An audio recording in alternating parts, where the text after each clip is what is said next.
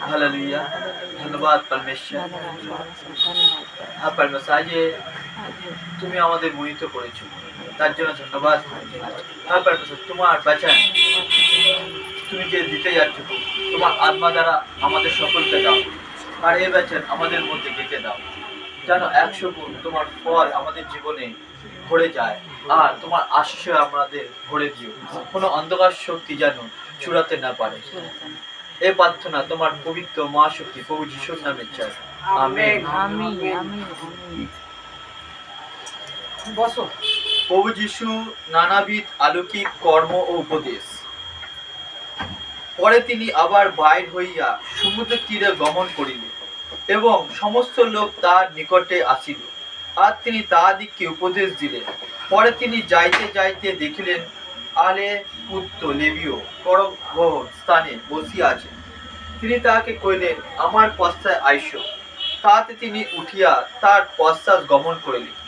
পরে তিনি তার গৃহের মধ্যে ভোজন করিতে বসিলেন, আর অনেক করগাহী ও পাপী যিশুর ও তাহার শিষ্যদের গণের সহিত বসিল, কারণ অনেকে উপস্থিত ছিল, আর তারা তার পশ্চাৎ চলিতেছিল। কিন্তু তিনি পাপী ও করগাহীদের সঙ্গে ভোজন করিতে দেখিয়া ফরাসীদের অধ্যাপকেরা তাহার শিষ্যদিগকে কহিলেন, উনি করগাহী ও পাপীদের সঙ্গে ভোজন পান করেন। যিশু তাহা শুনিয়া তাহাদিগকে কহিলেন, সুস্থ লোকদের চিকিৎসকের প্রয়োজন নাই, কিন্তু পীড়িতদের প্রয়োজন আছে। আমি ধার্মিক দিককে নয়, কিন্তু পাপীদেরকে ডাকিতে আসিয়াছি। আমেন। কি বললো?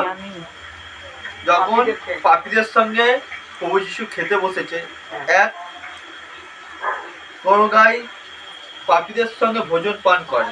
যিশু তা শুনিয়া তাহাদিগকে কহিলেন, তার মানে কিন্তু তিনি পাপী ও করগাহীদের সঙ্গে ভোজন করিতে দেখিয়া ফরাসীদের অধ্যাপকরা তাহার শিষ্যদিগকে কহিলেন, উনি করগাহী ও পাপীদের সঙ্গে ভোজন পান করেন।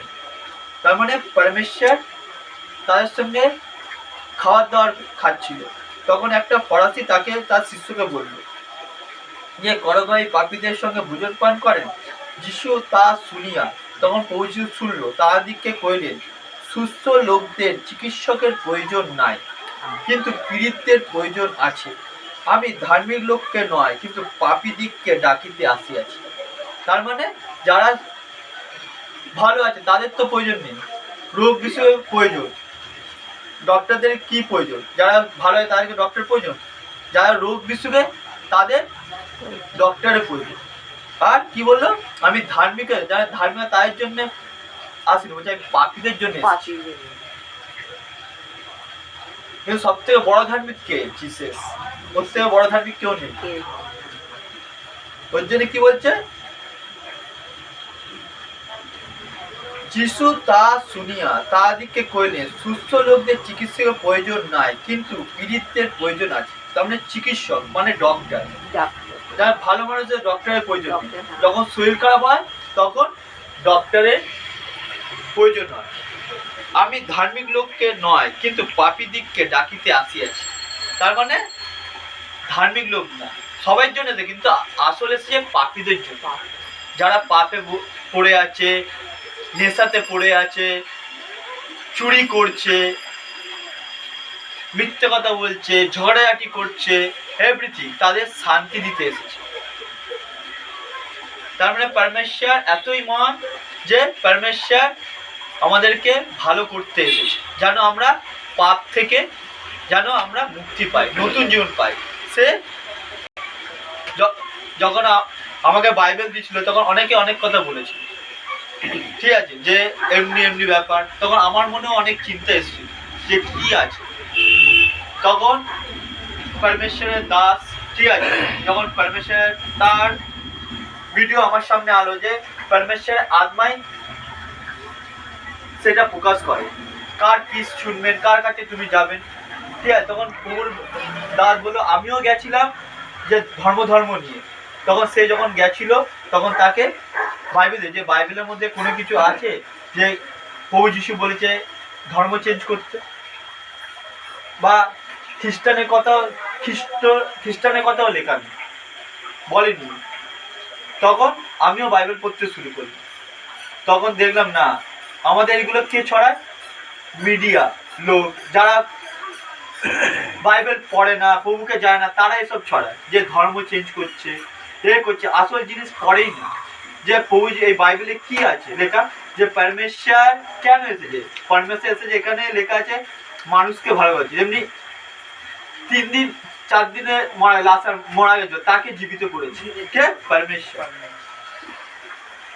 অন্ধ দেখতে পায় না, তাদের চোখ খুলে দিয়েছে, ভালো করেছে। যারা কানে শুনতে পায় না, তাদেরকে কানে শোনার জন্য আশীষ করেছে।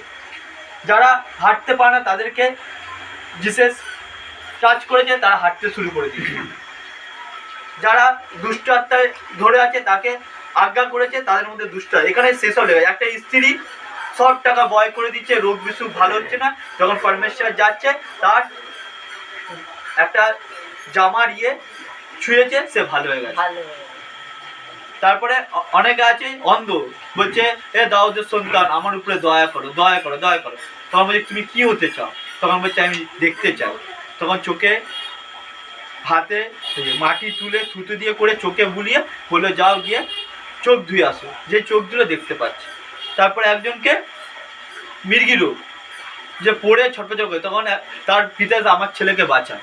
বলছে কি হয়েছে? বলছে এমনি। তখন কি বললো? মৃগী রোগ রোগ না, একটা দুষ্ট আত্মা। তখন বললো এ দুষ্ট আত্মা ওর মধ্যে থেকে বেরিয়ে যায়। তখন বেরিয়ে গেল, সে ভালো গেল। তার মানে এইগুলোই লেখা আছে পরমেশ্বর কি জন্য এসেছে, আর কি আমাদের এসব থেকে বাঁচাতে। কেন?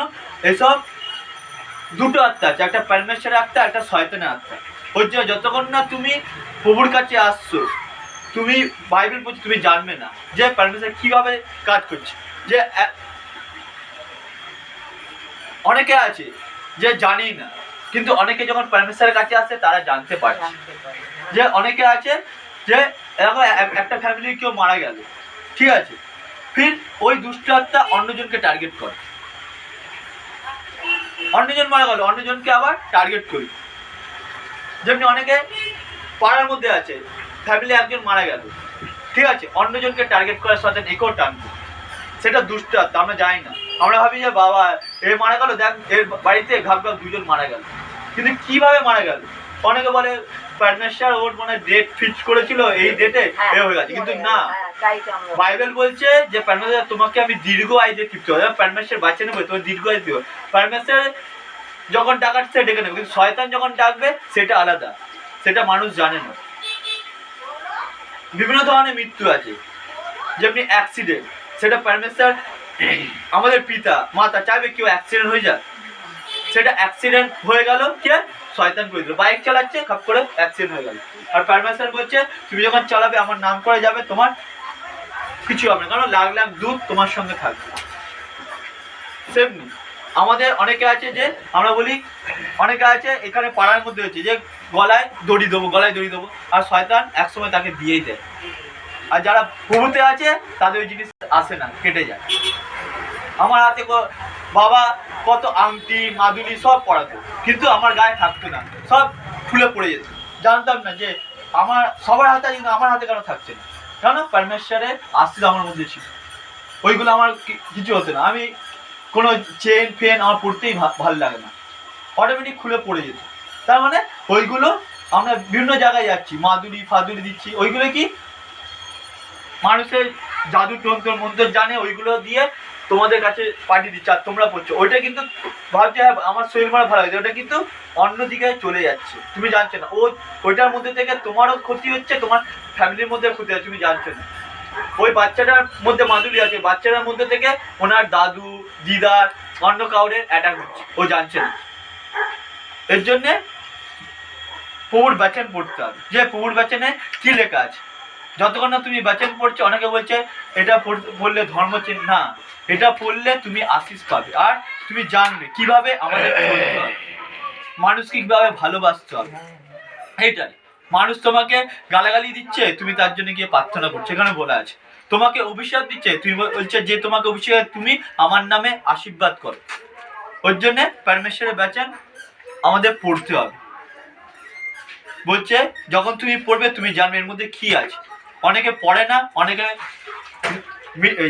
নিউজ দেখে বা সোশ্যাল মিডিয়ায় দেখে, ওইগুলো দেখে প্রভু যিশু যায় তাদের উপরে অনেকে অনেক কথা বলে। ওর জন্যে প্রভু বাচন বলছে ওরা জানে না, ওর জন্য তোমাকে বলছে, ওর জন্য তোমরা আনন্দ করো। ওর জন্য আমি যখন এসেছিলাম আমার উপরে তাড়ানো করেছিল, তারা জানে না যে আমি কিসের জন্য এসেছি। ওর জন্যে আমরা যখন প্রভুতে আসি, প্রভুর পথে চলি, তখন অনেকে কেন শয়তান চাইবে আমাদের টার্গেট করতে। মানুষ না, মানুষরা ভালো, কিন্তু মানুষের ভেতরে পেছনে যে শয়তানের আত্মা আছে তাদের মধ্যে দিয়ে কাজ করে আমাদের উপরে উল্টো পাল্টা বলার জন্য। তারা বলছে তারা ভালো, কি বললো, আমি পাপীদের জন্য, সেই ধার্মিক লোকদের জন্য না। তার মানে শয়তান সেই মানুষদের উপরে টার্গেট করে যে একে আমি পাপে ফেলবো, এ মদ খাক, এ গালাগালি দিক, এ ব্যভিচার করুক, এর সঙ্গে মারপিট করুক, ঝগড়া করুক, চুরি করুক, এগুলো শয়তানের দিক দিয়ে আসে। আর পরমেশ্বরের দিক দিয়ে এগুলো আসে না। পরমেশ্বর বলে তুমি প্রার্থনা করো, তার জন্য প্রার্থনা করো, তুমি ভালো কাজ করো, নেশা করো না, গালাগালি দাও না, ঝগড়াঝাটি করো না, কার উপরে পয়সার উপরে লোভ করো না, খাওয়ার উপরে লোভ করো না। যে অনেকে আছে পয়সা আছে, ভালো ভালো খাচ্ছে, তার উপরে আমরা লোভ করছি, কিন্তু এগুলো করা উচিত না। আমরা জানো বলি প্রভু আমাকে সবার থেকে আলাদা করো, যেমনি তুমি ছিলে সেমনি আমাদেরও করো। ওর জন্য কি প্রভু যিশু বলছে আমি এই জগতের না, তোমরা এই জগতের না, তোমাদের আমি মোহিত করেছি, তুমি আমার ছেলে মেয়ে। এর জন্য আমি তোমার লাইফে যা যা করেছি সেগুলো অন্যদের বলো। তুমি অন্যদের গিয়ে বলছো তুমি এসে ধর্ম চেঞ্জ হয়ে যাও, সেটা বলছো তোমার ব্যাপারে, তোমাকে লাইফে কি কাজ করছে, আমার জন্য আমার থেকে, আমার নেশা থেকে ভালো করেছে। অনেক প্রবলেম ছিল, সেই প্রবলেম থেকে পরমেশ্বর ভালো করেছে। তখন কি আমরা পরমেশ্বরের যখন ঘরে যাই তখন ভালো হয়। যেমনি আমরা ঘরে বসে থাকলে ভালো হবো, ডক্টরের কাছে যেতে হবে তাহলে ভালো হবে, সেমনি পরমেশ্বরের কাছে যেতে হবে, তাহলে তুমি সেই জিনিসটা অনুভব করবে আর ভালো হবে। মানুষের মধ্যে রোগ বিসুখ থাকবে, আমরা টার্গেট আমাদের কি, যে আমরা অনন্ত জীবন পাই। অনেক মানুষ বউ যিশুয়ে নেই, তাদের মধ্যে ছোটখাটো রোগ বিসুখ লেগে আছে। কেন লেগে আছে? অনেক কারণে পরমেশ্বর অনেক সময় দিয়ে থাকে যেন এ আমার থেকে যেন আলাদা না হয়ে যায়। আর অনেকে আছে যে জানে যে একে আমি সব রোগ থেকে যদি হাঁটিয়ে দিই এ আমার কাছেই থাকবে। অনেকের কাছে কিছু প্রবলেম দিয়ে রাখে, জানে এর যদি আমি সব প্রবলেম হাঁটিয়ে দিই এ আবার আমার থেকে সরে যাবে, আর শয়তান একে অ্যাটাক করবে, শয়তান অ্যাটাক করবে। ওর জন্য পরমেশ্বর কিছু কিছু দিয়ে রাখে যেন এরা আমার কাছে ডেলি আসে, প্রার্থনা করে, এগুলো বুঝতে হবে। কেন অনেকে বলে আমার এটা, আমার এখনো এই শরীর খারাপটা আছে, আমার টাকার প্রবলেম, ঘরের প্রবলেম, বলছে পরমেশ্বর কিছু কিছু জিনিস দিয়ে রাখে, এগুলো বুঝতে হবে। অনেকে আছে পরমেশ্বর জেনে যায় এ পুরো আমায় ছাড়া আর কোনো জায়গায় যাবে না, আমি বুঝে গেছি, এবার এর থেকে সবকিছু সরিয়ে দেয় আর কাজ করতে লাগে। এর জন্য পরমেশ্বর কোনো ধর্মের জন্য আসেনি, পরমেশ্বর এসেছে মানুষকে অনন্ত জীবন দিতে আর শয়তান শক্তি থেকে বাঁচাতে।